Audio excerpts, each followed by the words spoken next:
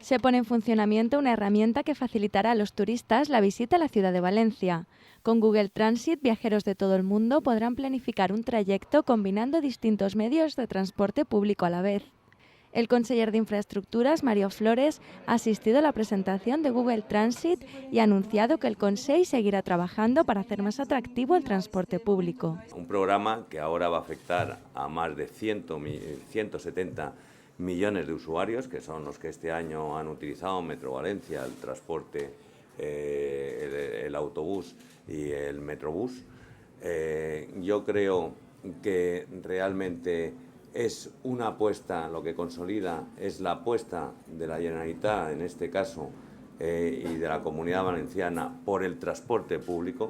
Valencia se convierte así en la primera ciudad española en contar con esta nueva aplicación de Google que ayudará a los usuarios a mejorar sus desplazamientos urbanos.